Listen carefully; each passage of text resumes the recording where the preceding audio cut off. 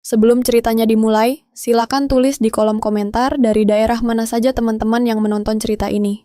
Jangan lupa like dan subscribe agar channel ini bisa semakin berkembang dan bisa mempersembahkan cerita yang lebih menarik lagi. Sore itu, langit Surabaya berwarna jingga keemasan, memantulkan cahayanya pada jendela-jendela kaca di ballroom Hotel Majapahit tempat acara lamaran saya digelar. Lebih dari 200 tamu undangan telah duduk rapi, menebarkan aroma parfum mahal yang berbaur dengan wangi bunga melati dan mawar putih yang menghiasi setiap sudut ruangan. Saya duduk di samping Bayu, calon suami saya, di atas panggung yang didekorasi dengan sangat megah.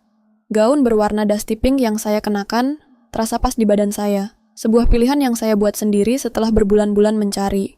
Jantung saya berdebar kencang, bukan karena gugup, melainkan karena luapan kebahagiaan yang seolah tak bisa lagi tertampung di dalam dada saya. Saya melirik Bayu, pria yang telah mengisi hari-hari saya selama 4 tahun terakhir. Bayu tersenyum. Senyum yang selalu berhasil menenangkan saya. Senyum yang menjanjikan masa depan yang indah. Semua prosesi berjalan lancar dan khidmat. Serah terima mas kawin telah dilakukan dengan sempurna.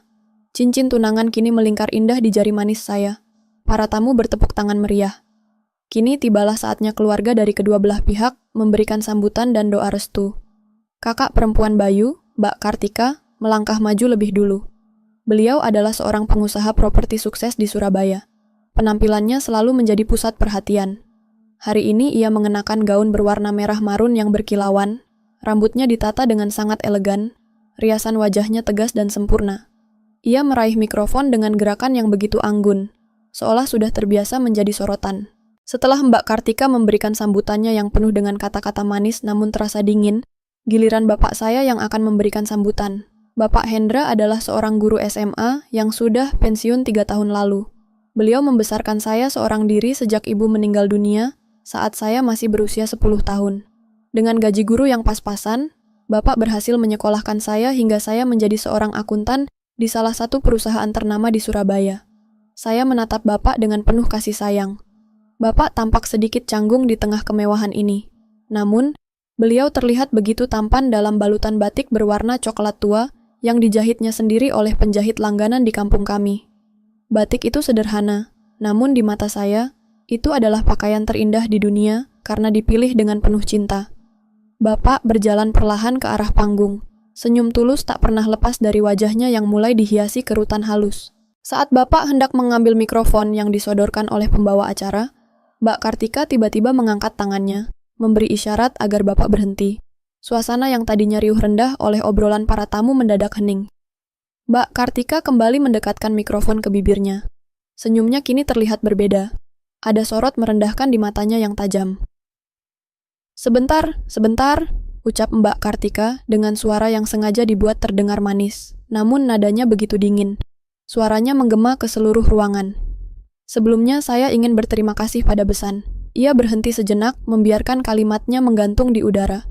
Memaksa semua mata tertuju pada Bapak yang berdiri kebingungan. Kemudian dengan gerakan teatrikal, Mbak Kartika mengangkat tangannya dan menunjuk lurus ke arah Bapak. Bibirnya menyunggingkan senyum sinis yang begitu kejam. Walaupun lanjutnya dengan nada mengejek yang lantang. Masa iya adik saya yang tampan dan sukses ini menikah dengan anak seorang guru kampung? Lihat penampilannya, pakai batik jahitan pinggir jalan. Seperti tukang parkir yang nyasar ke pesta. Dunia saya seolah berhenti berputar. Kalimat itu begitu tajam dan menghina, menusuk langsung ke ulu hati saya. Ruangan yang tadinya hening kini pecah oleh suara tawa. Bukan tawa kecil atau tawa sopan, melainkan tawa terbahak-bahak yang puas dan menghina. Dan yang paling menghancurkan hati saya, tawa paling keras datang dari Bayu. Pria yang baru beberapa menit lalu menyematkan cincin tunangan di jari saya. Bayu tertawa sambil menepuk-nepuk bahu kakaknya, seolah baru saja mendengar lelucon terbaik di dunia. Keluarga besar Bayu yang duduk di barisan depan pun ikut tertawa. Saling pandang seolah mereka semua ada dalam satu lelucon besar yang korbannya adalah bapak kandung saya. Musik pengiring yang lembut langsung berhenti. Para tamu undangan yang lain hanya bisa terdiam. Sebagian besar tampak syok dan tidak nyaman, berbisik-bisik dengan wajah prihatin. Namun bagi saya, semua itu tidak penting lagi. Pandangan saya terkunci pada satu titik, wajah Bapak.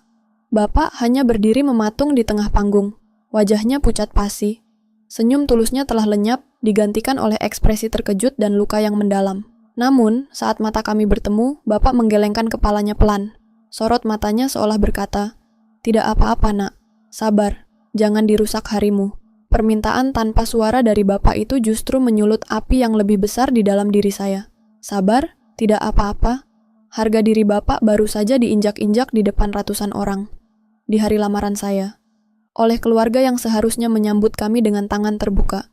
Dan pria yang saya cintai ikut menertawakannya. Tidak, ini bukan lagi tentang hari bahagia saya. Ini tentang harga diri seorang bapak yang telah berkorban segalanya untuk saya. Saat itu juga, sesuatu di dalam diri saya patah dan tergantikan oleh baja yang dingin. Kebahagiaan, cinta, dan harapan yang saya rasakan beberapa menit lalu menguap tak bersisa. Saya menarik napas dalam-dalam, mengumpulkan seluruh kekuatan yang saya punya. Dengan gerakan yang tenang dan mantap, saya menarik tangan saya dari genggaman Bayu. Bayu menoleh. Tawanya berhenti. Wajahnya menunjukkan kebingungan. Tanpa sepatah kata pun, saya melepas cincin tunangan yang baru saja tersemat di jari manis saya. Saya meletakkannya di atas meja kecil di samping saya. Kemudian saya melangkah maju ke tengah panggung, mengambil alih mikrofon dari tangan pembawa acara yang masih termangu. Saya menatap lurus ke arah Bayu dan Mbak Kartika, lalu menyapukan pandangan saya ke seluruh tamu undangan. Suara saya tidak bergetar, tidak juga meninggi. Dingin, jelas, dan menggema di seluruh ballroom yang kini sunyi senyap. Lamaran ini, ujar saya dengan jeda yang terasa begitu lama, saya batalkan. Wajah Bayu berubah dari bingung menjadi panik. Mbak Kartika berhenti tersenyum. Matanya membelalak tak percaya. Seluruh ruangan hening seketika. Tidak ada satupun yang bersuara. Saya tidak peduli. Saya meletakkan mikrofon itu kembali, berjalan menghampiri Bapak yang masih membeku, lalu meraih tangan dinginnya. "Kita pulang, Pak," bisik saya lembut. Di tengah tatapan ratusan pasang mata, diiringi teriakan Bayu yang memanggil nama saya menuntun Bapak turun dari panggung kehancuran itu, meninggalkan gaun lamaran saya, masa lalu saya, dan sebuah janji pembalasan yang baru saja terpatri di dalam hati saya. Perjalanan pulang terasa seperti perjalanan menembus lorong waktu yang sunyi. Saya menatap lurus ke depan, sementara Bapak duduk di sampingnya membisu. Kemegahan hotel, lautan manusia, dan cincin tunangan yang ditinggalkan terasa seperti mimpi buruk yang baru saja usai. Tidak ada percakapan di antara kami. Hanya suara mesin mobil yang membelah keheningan malam dan isak tangis tertahan dari Bapak yang berusaha ia sembunyikan. Saya melihat dari sudut mata saya. Bahu Bapak bergetar hebat. Setiap isakan itu bagaikan sayatan pisau di hati saya, menggoreskan luka yang lebih dalam daripada penghinaan itu sendiri. Setibanya di rumah kami yang sederhana di kawasan Rungkut, kontras yang begitu tajam dengan kemewahan pesta tadi semakin memilukan. Rumah kecil itu penuh dengan hiasan dan bunga sisa acara syukuran kecil-kecilan yang kami adakan kemarin bersama tetangga-tetangga. Hiasan itu kini terlihat seperti ejekan. Tanpa banyak bicara, saya menuntun Bapak masuk ke kamarnya. Saya membantu Bapak melepaskan batik cokelat yang indah itu, menggantinya dengan kaos oblong yang nyaman. Saya menyelimuti tubuh Bapak, lalu duduk di tepi ranjang, mengusap lembut rambutnya yang sudah memutih. "Tidurlah, Pak, semuanya sudah selesai," bisik saya. Bapak tidak menjawab. Beliau hanya membalikkan badan, memunggungi saya. Dan saya tahu, di balik punggung itu, Bapak sedang meredam tangisnya agar tidak terdengar oleh putri satu-satunya. Melihat Bapak seperti itu, pertahanan saya akhirnya runtuh. Saya berjalan keluar kamar, menutup pintu perlahan, lalu bersandar di baliknya. Air mata yang sejak tadi saya tahan akhirnya mengalir deras. Saya tidak menangisi lamaran yang gagal atau cinta yang dikhianati. Saya menangisi luka di hati Bapak. Saya menangisi ketidakberdayaan Bapak saat dihina di depan semua orang. Rasa sakit itu begitu menyesakkan, membakar dada saya hingga saya sulit bernapas. Malam itu, saya tidak tidur. Saya duduk di ruang tamu yang gelap, ditemani bayangan perabotan dan kenangan pahit yang terus berputar di kepala saya. Tawa Bayu, senyum sinis Mbak Kartika, wajah pucat Bapak. Semua terbayang jelas, seolah baru terjadi beberapa detik yang lalu. Kesedihan yang saya rasakan perlahan mulai berubah bentuk. Seperti air yang membeku menjadi es, kesedihan saya mengeras menjadi sesuatu yang lain. Sesuatu yang dingin, tajam, dan penuh perhitungan. Saya bangkit, menyalakan lampu, dan berjalan menuju meja kerja saya. Selama ini, saya dikenal sebagai seorang akuntan senior yang teliti dan cermat. Klien-klien saya adalah perusahaan-perusahaan besar yang sangat bergantung pada keakuratan laporan keuangan. Saya tahu betul cara membaca sebuah neraca, menemukan kejanggalan dalam arus kas, Dan yang terpenting, saya tahu cara membongkar sebuah kebohongan finansial. Reputasi di era modern, pikir saya, adalah sebuah bangunan yang terlihat kokoh namun rapuh.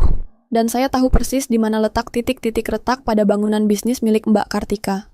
Beberapa bulan lalu, Bayu pernah meminta saya untuk membantu memeriksa beberapa dokumen keuangan untuk proyek properti kakaknya. Sebuah proyek pembangunan apartemen mewah di kawasan Surabaya Barat yang dibiayai oleh investor-investor besar. Selama proses itu, saya memiliki akses ke banyak informasi internal. Saya sering berkunjung ke kantor mereka, bahkan ke meeting room tempat mereka membahas strategi. Saya mendengar banyak percakapan, melihat banyak hal yang seharusnya tidak saya lihat. Semua data itu, semua observasi kecil yang dulu saya anggap tidak penting, kini tersimpan rapi di dalam memori saya dan di dalam folder-folder di laptop saya. Dengan jari-jari yang bergerak lincah di atas papan ketik, saya membuka sebuah folder yang saya beri nama Dokumen Proyek Bayu. Di dalamnya ada segalanya. Laporan keuangan, daftar investor, kontrak-kontrak, bahkan beberapa foto dokumentasi yang saya ambil untuk referensi kerja. Saya mulai menyusun rencana. Balas dendam saya tidak akan dilakukan dengan amarah yang meledak-ledak. Saya akan melakukannya dengan presisi seorang akuntan forensik. Saya tidak akan menyerang mereka secara pribadi di depan umum. Saya akan menghancurkan apa yang paling mereka puja, apa yang menjadi sumber kesombongan mereka, bisnis, status sosial, dan harga diri mereka. Saya mulai menelusuri file-file lama, menghubungkan satu informasi dengan informasi lainnya. Saya ingat pernah melihat kejanggalan dalam laporan arus kas proyek apartemen itu. Dana yang masuk dari investor tidak sesuai dengan dana yang digunakan untuk pembangunan. Ada selisih yang sangat besar, ratusan juta rupiah yang seperti lenyap begitu saja. Saya ingat Mbak Kartika pernah bercerita sambil tertawa bahwa ia sering memutar dana investor untuk keperluan pribadi sebelum dikembalikan. Ia menyebutnya sebagai strategi bisnis yang cerdas. Saya juga ingat melihat beberapa dokumen kontrak yang mencurigakan dengan vendor-vendor fiktif. Nama-nama perusahaan yang tidak pernah saya temukan di database manapun. Semua kepingan puzzle itu kini menyatu membentuk sebuah gambaran yang jelas. Sebuah kelemahan fatal. Bisnis properti Mbak Kartika berdiri di atas kebohongan dan penipuan. Dan saya memegang semua bukti untuk membongkar kebohongan itu satu persatu. Malam itu, di tengah keheningan rumah saya, di antara sisa-sisa hari lamaran saya yang hancur, sebuah rencana pembalasan yang sempurna mulai terbentuk. Kesedihan telah bermetamorfosis menjadi kekuatan. Air mata telah berubah menjadi amunisi. Saya menutup folder proyek itu, lalu membuka jendela peramban baru. Langkah pertama saya akan dimulai sekarang. Saya tidak akan beristirahat sampai Mbak Kartika dan Bayu merasakan sakit yang setimpal. Sampai mereka mengerti bahwa harga diri seorang guru kampung jauh lebih berharga daripada seluruh kekayaan dan status yang mereka banggakan. Keesokan paginya, matahari terbit seperti biasa. Namun, suasana di rumah saya jauh dari normal. Aroma kopi hitam yang pekat menguar dari dapur. Satu-satunya tanda bahwa kehidupan masih berjalan.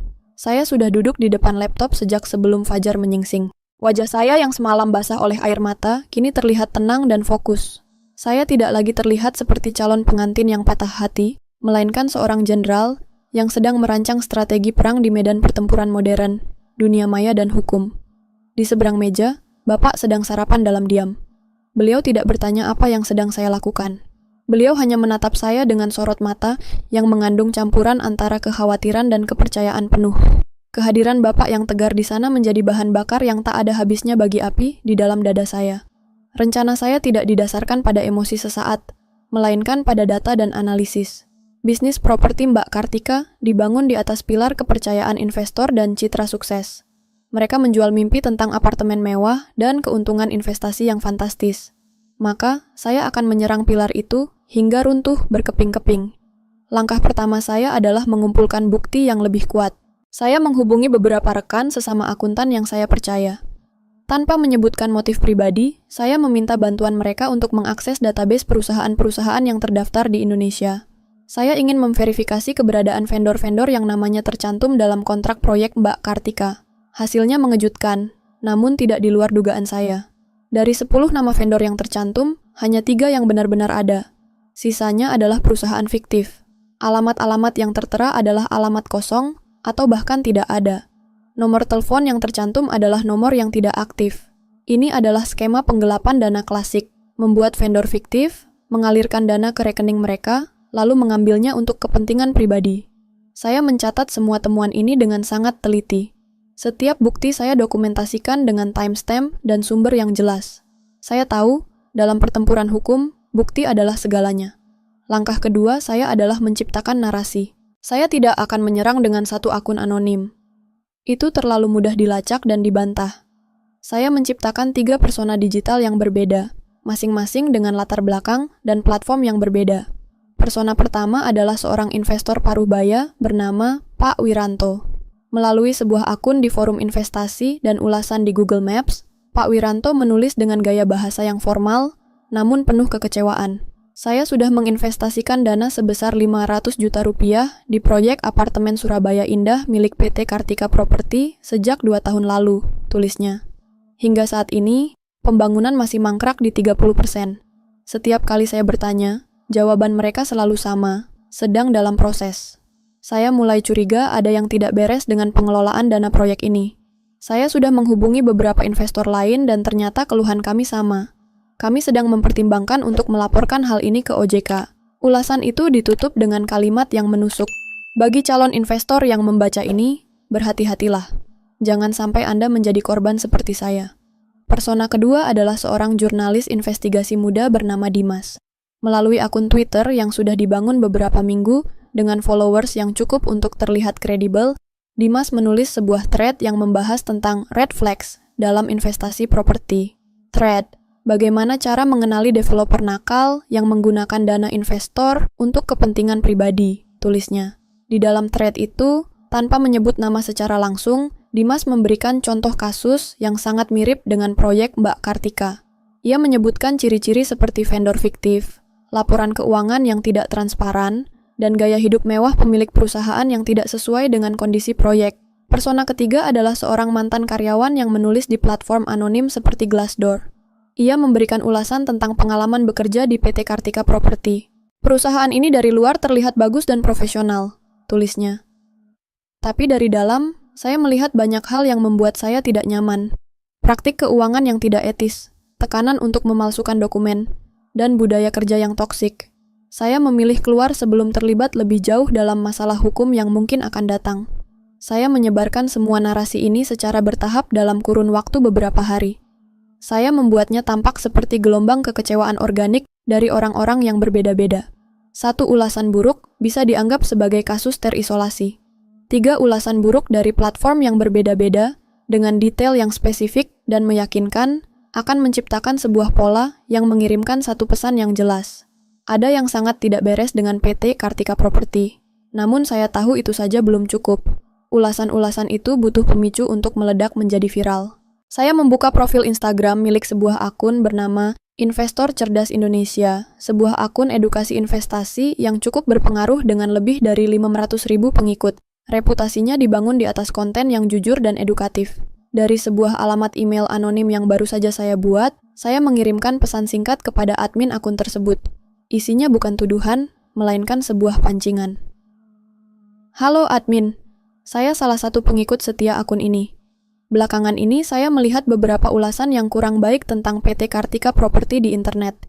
Padahal mereka dikenal sebagai developer papan atas di Surabaya. Mungkin ini bisa menjadi bahan investigasi yang menarik untuk konten Anda selanjutnya. Di dalam email itu, saya menyertakan 3 tautan ke ulasan paling detail yang telah saya tulis atas nama persona-persona fiktif saya. Saya mematikan laptop. Tugas saya untuk hari ini selesai. Saya tidak merasa puas, hanya ada kelegaan yang dingin. Saya lalu berjalan ke dapur, memeluk Bapak dari belakang. Bapak sedikit terkejut, lalu mengusap lembut lengan saya. "Sudah, Nak?" tanya Bapak pelan. "Baru permulaan, Pak," jawab saya. Kami tidak perlu menunggu lama. 3 hari kemudian, saat saya sedang membantu Bapak menyiram tanaman di halaman depan, notifikasi di ponsel saya berbunyi nyaring. Akun Instagram Investor Cerdas Indonesia baru saja mengunggah sebuah postingan baru. Bukan unggahan edukasi biasa, melainkan sebuah tangkapan layar dari ulasan Pak Wiranto di Google Maps. Di bawahnya, sang admin menulis sebuah keterangan yang membakar. Waspada, developer Surabaya diduga melakukan praktik tidak etis dalam pengelolaan dana investor. Ini salah satu dari sekian banyak keluhan yang masuk ke DM kami hari ini. Proyek mangkrak, dana tidak jelas, vendor fiktif. Ada yang punya pengalaman serupa? Tulis di kolom komentar. Mari kita edukasi sesama investor agar tidak menjadi korban. Dalam hitungan jam, unggahan itu meledak. Kolom komentar dibanjiri ratusan lalu ribuan tanggapan. Ternyata banyak investor dan bahkan mantan karyawan yang selama ini diam kini merasa punya wadah untuk bersuara. Mereka membenarkan semua tuduhan itu, menambahkan detail-detail baru yang lebih mengerikan.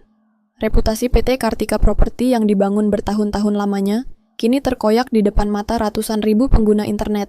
Istana kaca itu mulai retak. Telepon di kantor PT Kartika Property berdering tanpa henti. Namun suara yang terdengar di seberang bukanlah suara calon investor yang ingin membeli, melainkan suara amarah dan tuntutan penjelasan. Mbak Kartika duduk di kursi kulitnya yang empuk di kantornya yang mewah.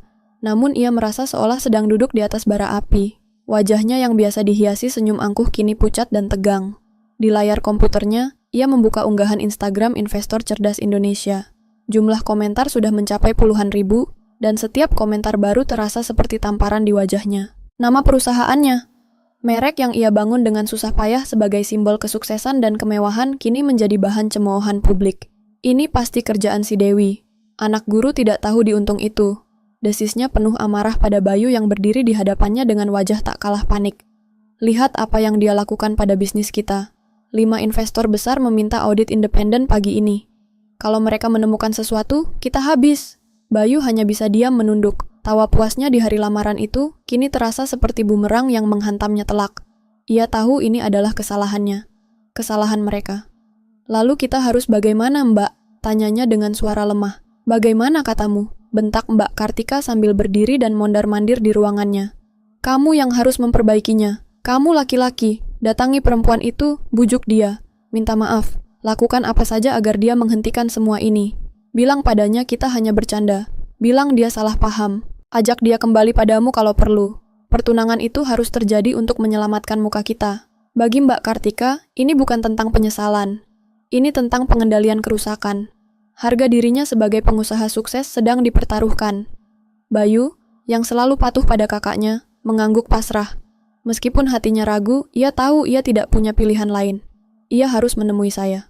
Sore itu, sebuah mobil SUV mewah berhenti di depan rumah sederhana saya di Rungkut. Bayu keluar dari mobil dengan setelan mahal yang terlihat kusut, sama seperti ekspresi wajahnya. Ia melangkah ragu menuju pintu rumah yang tertutup. Pemandangan ini begitu ironis. Dulu ia selalu datang dengan penuh percaya diri, disambut hangat oleh saya dan Bapak. Kini, ia datang sebagai seorang pesakitan yang datang untuk memohon. Saya yang membukakan pintu. Saya menatap Bayu tanpa ekspresi. Tidak ada sisa cinta. Hanya ada kekecewaan yang dingin di mata saya. Mau apa kamu kesini? Tanya saya dengan nada datar. Dewi, aku mau bicara, kata Bayu gugup. Boleh aku masuk? Saya tidak bergeming. Saya hanya bersandar di kusen pintu, melipat tangan di dada, memberinya isyarat untuk bicara di situ saja. Bayu menelan ludah, merasa terintimidasi oleh ketenangan saya. Aku mau minta maaf atas nama kakakku. Mulainya dengan kalimat yang sudah ia hafal di sepanjang perjalanan. Mbak Kartika tidak bermaksud begitu. Beliau sedang banyak pikiran. Mungkin hanya bercanda. Bercandanya keterlaluan, aku tahu. Tapi dia tidak sungguh-sungguh. Saya hanya menatapnya diam. Keheningan itu membuat Bayu semakin salah tingkah. Dan aku juga minta maaf, lanjut Bayu. Suaranya semakin pelan. Aku seharusnya tidak ikut tertawa. Aku hanya terbawa suasana. Aku menyesal, Dewi. Sungguh. Ia mencoba meraih tangan saya, namun saya menarik tangan saya lebih dulu. Kamu menyesal karena kamu tulus, atau karena bisnis kakakmu sedang terancam? Tanya saya. Setiap kata dalam kalimat saya terdengar begitu tajam. Bayu terdiam. Pertanyaan itu tepat mengenai sasaran. Tentu saja aku tulus, elaknya, meskipun sorot matanya menunjukkan kebohongan. Aku masih mencintaimu, Dewi. Kita bisa perbaiki ini. Lupakan semua yang terjadi. Kita lanjutkan lamaran kita. Aku janji Mbak Kartika akan minta maaf langsung pada Bapak. Saat Bayu mengucapkan kalimat-kalimat itu, saya dengan tenang menekan tombol rekam di ponsel yang sedari tadi, saya genggam di belakang punggung saya.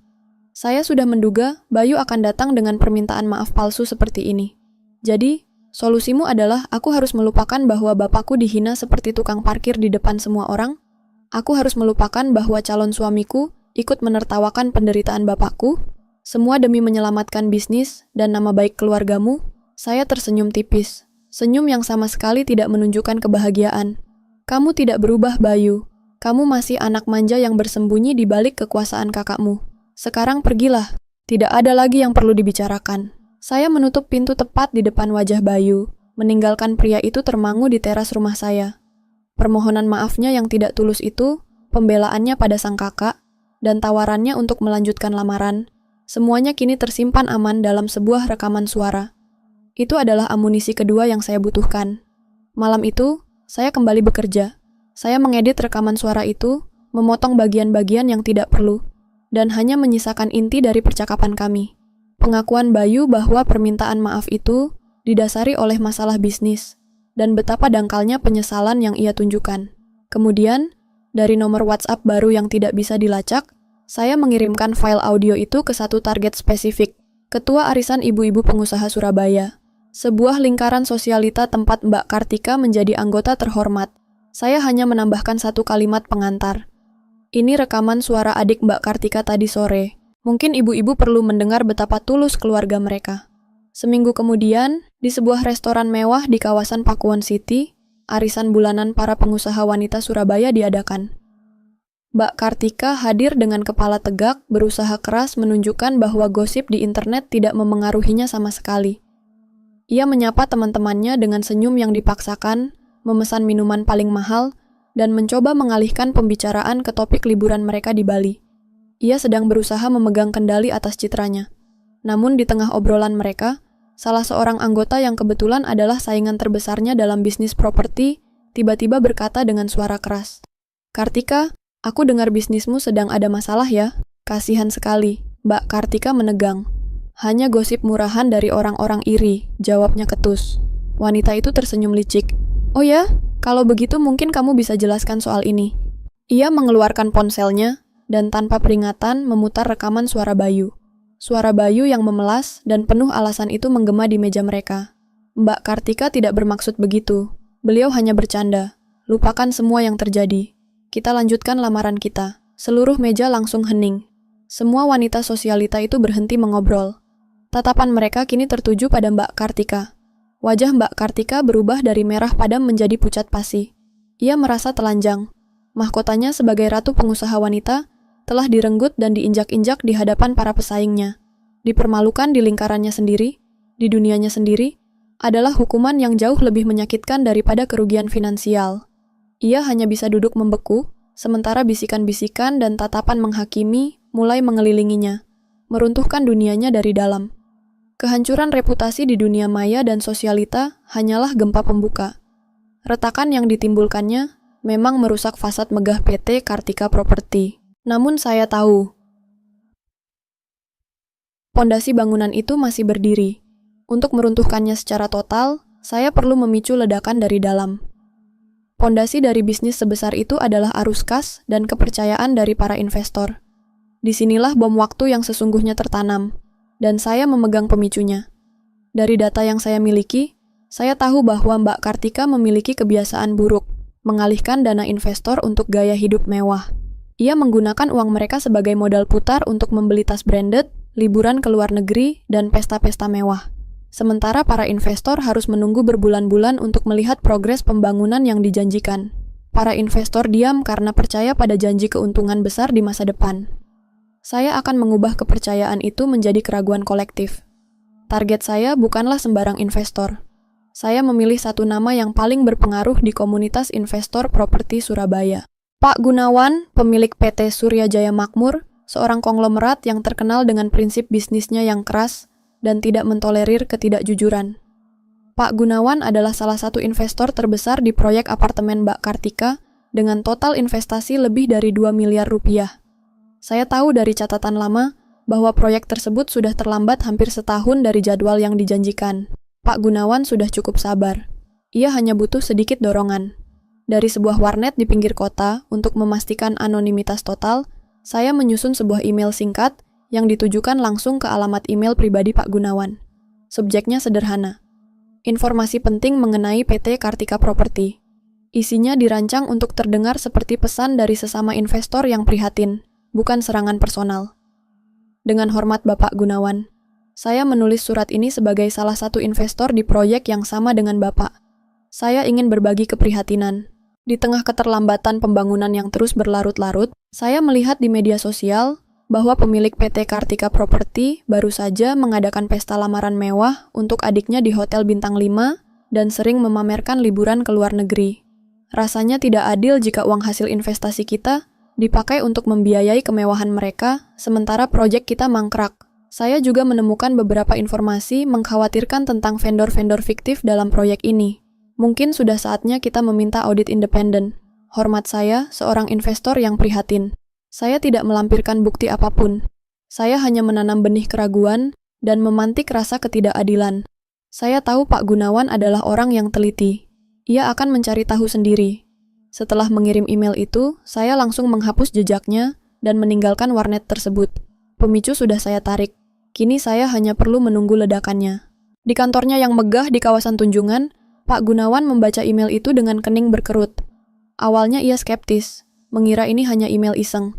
Namun kalimat tentang pesta lamaran mewah dan vendor fiktif membuatnya penasaran. Ia membuka browser dan mengetik nama Mbak Kartika di mesin pencari. Puluhan artikel berita dan gosip langsung muncul.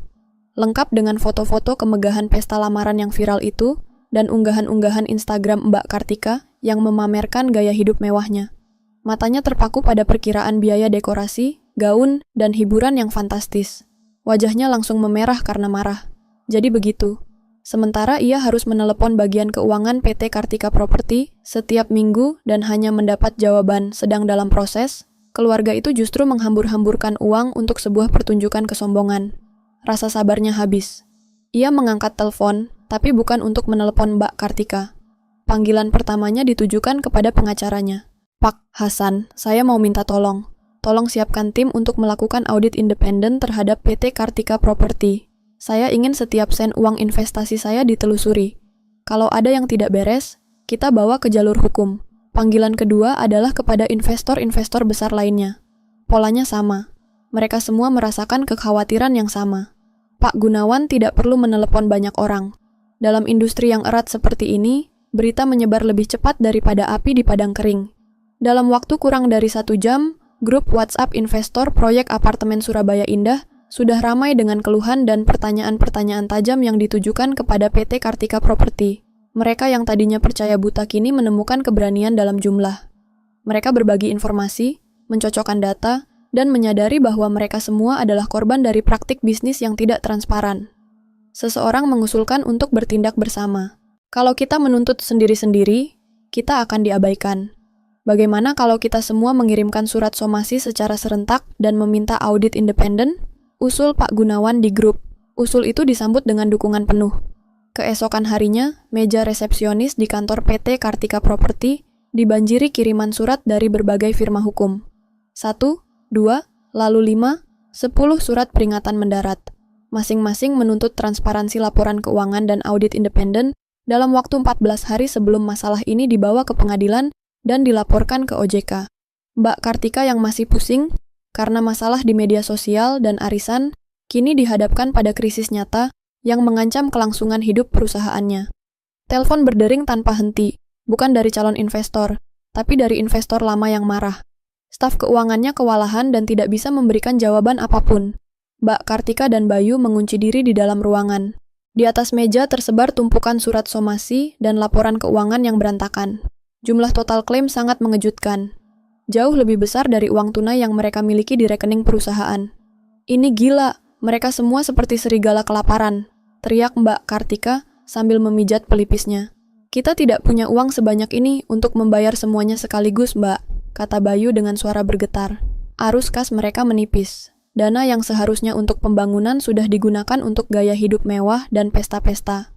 Tuntutan audit independen akan membongkar semuanya. Di tengah kepanikan itu, sebuah email masuk ke komputer Mbak Kartika. Subjeknya berasal dari OJK, Otoritas Jasa Keuangan. Sebuah pemberitahuan resmi bahwa PT Kartika Property sedang dalam penyelidikan atas dugaan penggelapan dana investor dan praktik bisnis tidak etis. Itu adalah kontrak kematian bagi perusahaan mereka. Dengan tangan gemetar, Mbak Kartika membaca email itu 2 kali, 3 kali. Tidak percaya dengan apa yang ia lihat, ia menatap Bayu dengan wajah pucat pasi. OJK sudah turun tangan. Untuk sesaat, tidak ada suara di ruangan itu. Kemudian terdengar suara tarikan napas yang berat, dan tubuh Mbak Kartika yang selalu terlihat angkuh itu terkulai lemas di kursinya. Bom waktu itu akhirnya meledak, dan ledakannya tidak hanya meretakkan pondasi, tapi menghancurkan seluruh bangunan hingga menjadi debu. PT Kartika Property kini berada di ambang kebangkrutan dan penuntutan hukum. Kehancuran itu datang begitu cepat dan tanpa ampun. Dalam beberapa minggu, dunia Bayu jungkir balik. Kantor PT Kartika Property yang dulu selalu sibuk dengan dering telepon dan lalu lalang, staf yang bersemangat kini sunyi senyap seperti rumah duka. Meja-meja kosong. Beberapa karyawan kunci sudah mengundurkan diri karena tidak mau terlibat masalah hukum. Tumpukan surat somasi dan panggilan dari OJK di meja kakaknya semakin menggunung. Kata bangkrut tidak lagi menjadi kemungkinan, melainkan kenyataan yang sudah di depan mata. Kemewahan yang selama ini menjadi selimut hangat bagi hidup Bayu kini telah terkoyak, meninggalkannya telanjang dan menggigil di tengah badai yang ia bantu ciptakan. Suasana di rumahnya pun tak kalah mencekam. Mbak Kartika, wanita yang selama ini ia kenal sebagai sosok kuat, angkuh, dan selalu memegang kendali, kini hancur. Ia lebih banyak mengurung diri di kamar, menolak makan, dan sesekali, Bayu mendengarnya menangis terseduh-seduh di balik pintu. Namun saat ia keluar kamar, kesedihan itu berubah menjadi amarah yang meledak-ledak, dan sasaran utamanya adalah Bayu.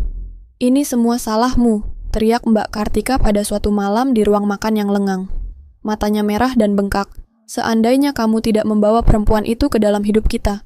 Seandainya kamu bisa lebih tegas. Kamu terlalu lemah." Kata-kata itu menusuk Bayu lebih tajam dari pisau. Selama ini, ia hidup untuk mendapatkan pengakuan dan kebanggaan dari kakaknya.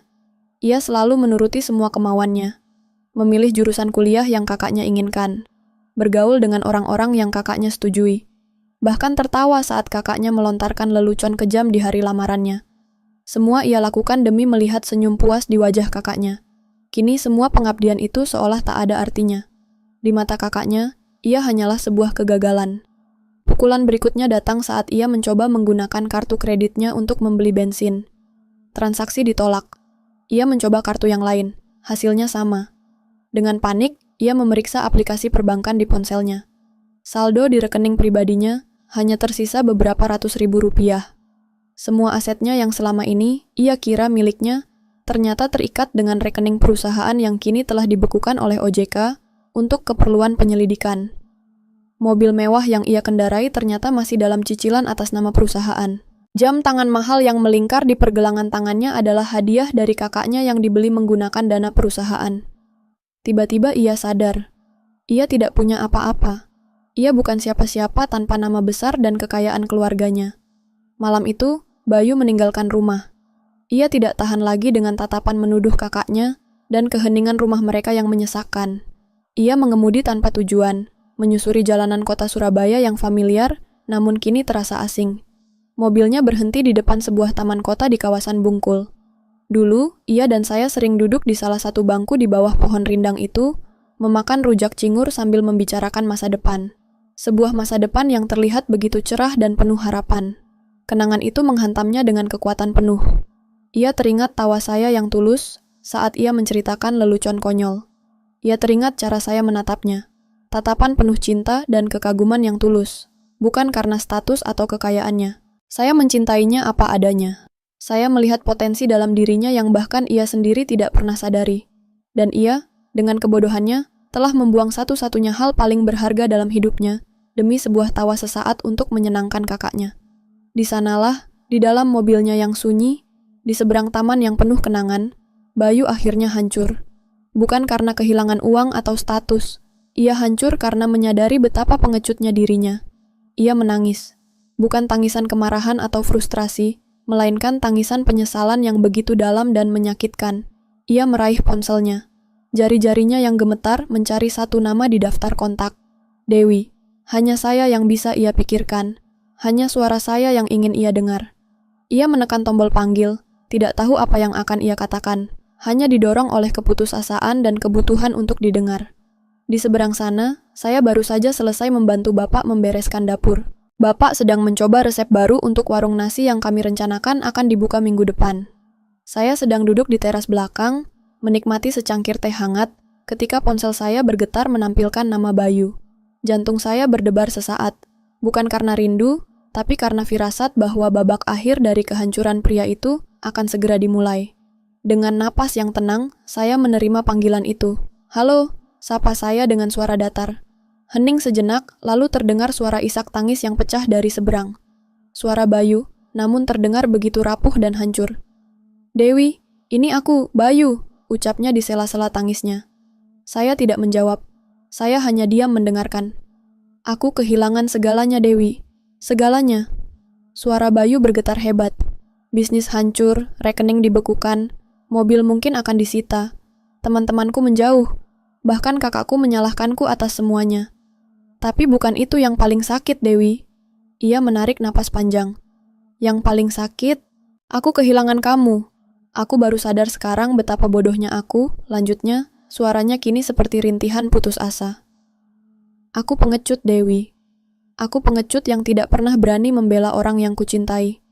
Aku ikut tertawa waktu itu. Di atas panggung, aku melihat matamu. Aku melihat wajah bapakmu.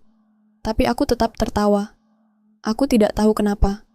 Mungkin karena seumur hidupku, aku hanya tahu caranya menyenangkan kakakku. Aku tidak pernah punya pendirian sendiri. Saya tetap diam. Saya membiarkan Bayu menumpahkan semua isi hatinya. Semua racun penyesalan yang kini menggerogotinya dari dalam.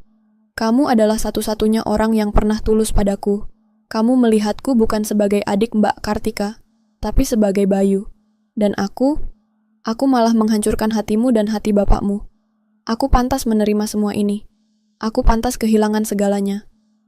Tapi aku tidak sanggup, Dewi. Isak tangisnya semakin menjadi-jadi. Rasa bersalah ini membunuhku.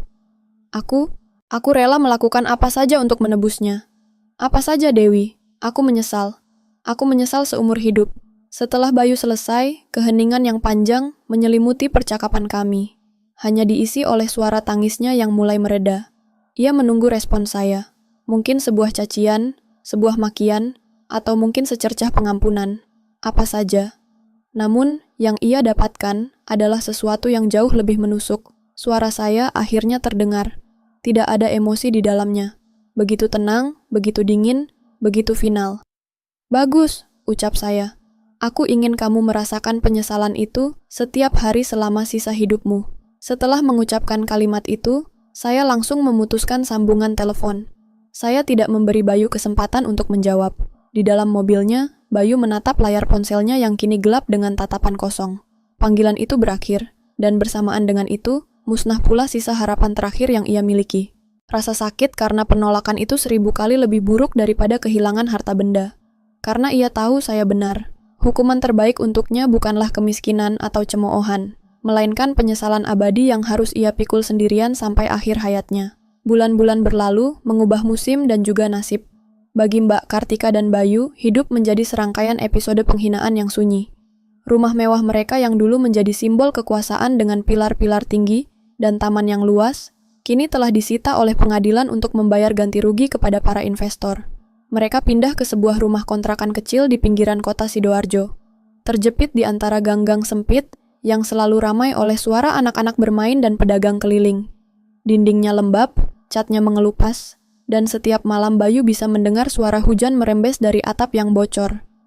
Sebuah realitas yang begitu brutal, begitu jauh dari kehidupan yang pernah mereka kenal. Mbak Kartika, wanita yang dulu tidak pernah menyentuh pekerjaan rumah, selain memberi perintah kepada asisten rumah tangga, kini harus bergelut dengan cucian piring dan pakaian kotor. Tangannya yang dulu terawat dengan manikur mahal kini kasar dan lecet. Ia tidak lagi pergi ke arisan atau acara sosialita. Ia bahkan takut untuk sekadar pergi ke pasar. Wajahnya yang dulu selalu menghiasi kolom gaya hidup di majalah lokal kini menjadi wajah yang ia sembunyikan di balik masker dan kacamata hitam setiap kali terpaksa keluar rumah.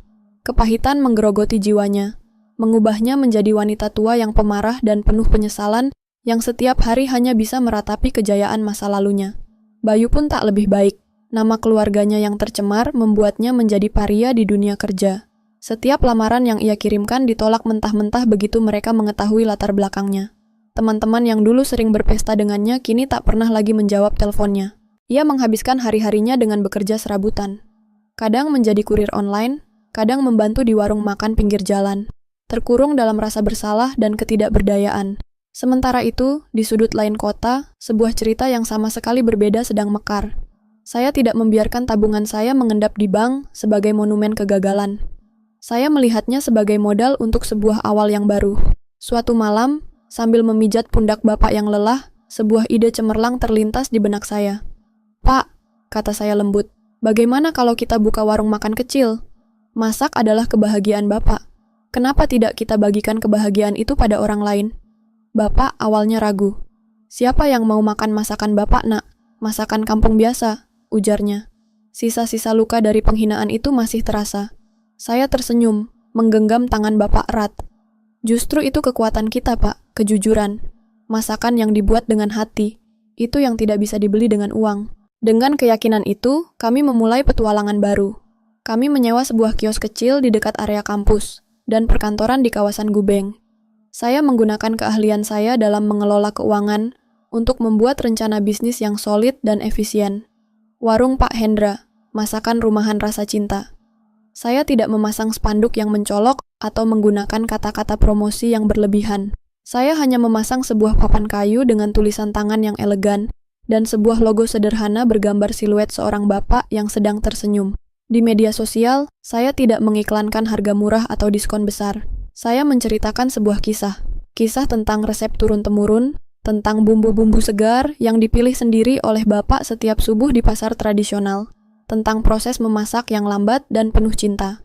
Bapak menemukan kembali gairah hidupnya di dalam dapur kecil itu. Setiap hidangan yang beliau sajikan, nasi rawon, soto ayam, pecel lele, adalah sebuah mahakarya yang beliau persembahkan dengan sepenuh hati. Aroma masakannya yang otentik mulai menarik perhatian para mahasiswa dan pekerja kantoran di sekitar. Warung kecil itu, dari yang awalnya hanya didatangi segelintir orang, perlahan mulai ramai. Kelezatan yang jujur dan pelayanan yang tulus menjadi iklan dari mulut ke mulut yang paling efektif. Titik baliknya datang pada suatu siang yang terik. Seorang food vlogger muda yang sedang naik daun, yang dikenal dengan ulasannya yang jujur dan tanpa basa-basi, kebetulan mampir ke warung Pak Hendra karena penasaran dengan antrean yang mengular hingga ke pinggir jalan. Ia memesan beberapa menu andalan dan mulai merekam. Kamera ponselnya menangkap setiap detail. Uap yang mengepul dari nasi hangat, warna kuah rawon yang hitam pekat dan menggoda, dan yang terpenting, senyum tulus bapak saat melayani setiap pelanggan. Sang vlogger terpesona. Ini bukan sekadar makanan enak. Ini adalah pengalaman yang menyentuh jiwa. Video ulasannya yang diunggah sore itu meledak. Ia tidak hanya memuji makanannya, tetapi juga menceritakan atmosfer hangat dan kisah inspiratif di baliknya. "Ini bukan sekadar makan siang," katanya di akhir video. "Ini seperti pulang ke rumah dan disambut masakan orang tua. Warung Pak Hendra recommended banget. Dalam semalam, warung Pak Hendra menjadi buah bibir di seluruh Surabaya." Fenomena ini menarik perhatian media yang lebih besar. Seorang wartawan senior dari surat kabar lokal terbesar datang untuk melakukan liputan khusus. Ia mewawancarai saya dan bapak di tengah kesibukan warung. Saya mendorong bapak untuk berbicara, membiarkan sumber inspirasi dari semua ini menjadi pusat perhatian. Sang wartawan terkesan dengan kerendahan hati dan kisah kami. Ia mengajukan satu pertanyaan penutup. "Pak Hendra, apa rahasia di balik semua ini? Apa yang membuat masakan bapak begitu istimewa hingga semua orang jatuh cinta?" Bapak terdiam sejenak. Beliau menyekat tangannya yang basah di celemek, lalu menatap sang wartawan dengan mata yang berkaca-kaca namun penuh dengan kekuatan. "Saya tidak punya rahasia, Pak," jawab bapak dengan suara lembut namun jelas. "Saya hanya memasak dengan tulus. Dulu pernah ada yang bilang, saya ini orang kampung. Penampilan saya seperti tukang parkir. Saya sempat sangat sedih dan malu. Tapi putri saya bilang, justru di dalam kesederhanaan inilah letak kekuatan kita. Letak kejujuran kita." Ternyata benar. Bapak tersenyum. Sebuah senyum kemenangan yang sejati. Dari hinaan tukang parkir itu, Tuhan malah membukakan pintu rezeki yang berkah dan halal untuk kami. Keesokan harinya, kisah kami tidak hanya muncul di kolom kuliner. Kisah itu menjadi berita utama di halaman depan edisi kota surat kabar tersebut. Judulnya terpampang besar dan tebal. Sebuah ironi yang begitu puitis dan menusuk. Dari hinaan tukang parkir, lahirlah surga kuliner Surabaya. Artikel itu lengkap dengan foto bapak yang sedang tersenyum bahagia di depan warungnya yang ramai, menyebar dengan cepat. Di dalam rumah kontrakannya yang pengap di Sidoarjo, Mbak Kartika duduk di kursi plastik yang reot, memegang lembaran koran itu. Tangannya gemetar hebat. Ia membaca setiap kata dalam artikel itu, dan setiap kata terasa seperti cambukan di harga dirinya. Pria yang ia hina, yang ia sebut tukang parkir nyasar, kini dipuja sebagai pahlawan kuliner. Sementara ia, sang pengusaha sukses, kini terpuruk dalam kehinaan dan dilupakan. Ia meremas koran itu hingga tak berbentuk. Amarah, iri, dan rasa malu yang tak tertanggungkan membakar dadanya hingga sesak. Di puncak kejayaannya, Bapak tidak perlu membalas. Kesuksesannya adalah pembalasan yang paling sempurna. 1 tahun kemudian, waktu telah menjadi penyembuh bagi sebagian orang dan menjadi algojo yang lambat bagi yang lainnya. Di sebuah jalan utama yang ramai di kawasan Darmo, sebuah restoran baru yang elegan, baru saja diresmikan. Papan namanya terbuat dari kayu jati yang diukir indah. Restoran Dapur Pak Hendra, cita rasa warisan. Ini bukan lagi kios kecil yang sempit. Ini adalah sebuah bangunan 2 lantai dengan interior modern bernuansa Jawa, dapur terbuka yang berkilauan, dan sebuah taman kecil di bagian belakang. Peresmian itu dihadiri oleh banyak tokoh kuliner, selebriti lokal, dan para pelanggan setia yang telah menjadi saksi perjalanan kami dari nol. Saya, di antara kerumunan tamu, tidak lagi mengenakan celemek, melainkan sebuah kebaya modern yang elegan. Saya telah bertransformasi, bukan lagi hanya seorang akuntan atau pemilik warung. Saya kini adalah seorang CEO dari sebuah brand kuliner yang sedang berkembang pesat. Saya memimpin tim yang terdiri dari puluhan karyawan, bernegosiasi dengan investor, dan merancang strategi ekspansi ke kota-kota lain.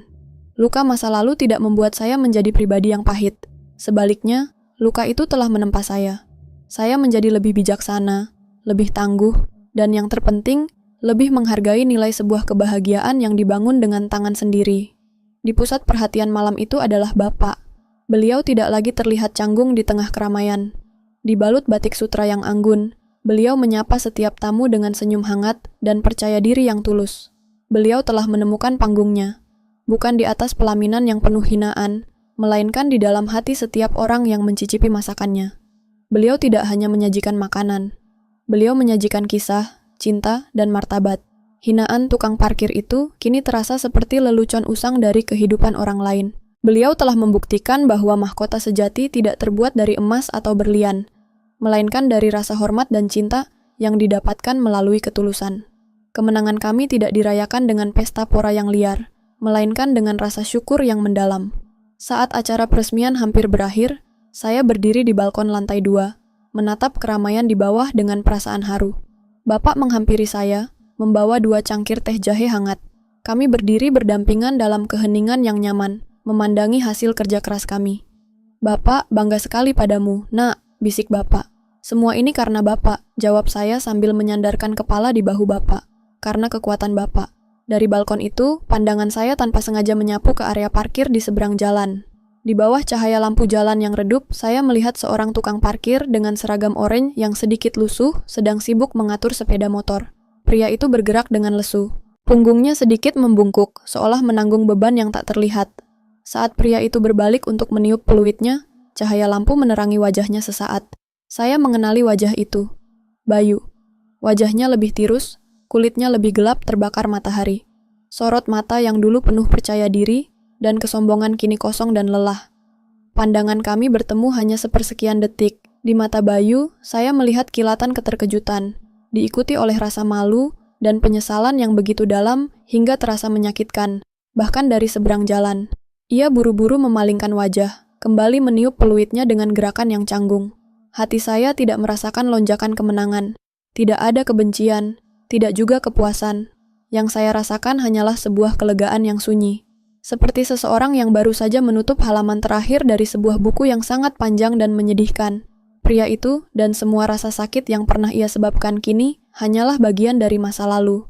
Sebuah pelajaran berharga, tapi bukan lagi bagian dari masa kini saya. Kehadirannya di seberang jalan sana tidak lebih dari sekadar pengingat tentang seberapa jauh saya dan Bapak telah melangkah. Saya tidak terus menatapnya. Saya memalingkan wajah dari pemandangan itu, kembali menatap wajah Bapak yang tersenyum damai di samping saya. Saya memeluk Bapak dengan erat. Di dalam pelukan itu, di tengah aroma teh jahe dan riuhnya suara tawa dari restoran kami, saya menemukan makna kemenangan yang sesungguhnya. Kemenangan bukanlah tentang melihat musuhmu hancur di kakimu. Kemenangan adalah tentang membangun duniamu sendiri begitu indah dan kokoh, hingga bayangan masa lalu tidak lagi memiliki kekuatan untuk menyentuhmu. Fajar yang sebenarnya telah tiba untuk kami, bukan karena malam telah menyingkirkan kegelapannya, tetapi karena kami telah belajar untuk menyalakan cahaya kami sendiri. Dan cahaya itu bersinar begitu terang, menerangi jalan panjang yang penuh harapan di hadapan kami.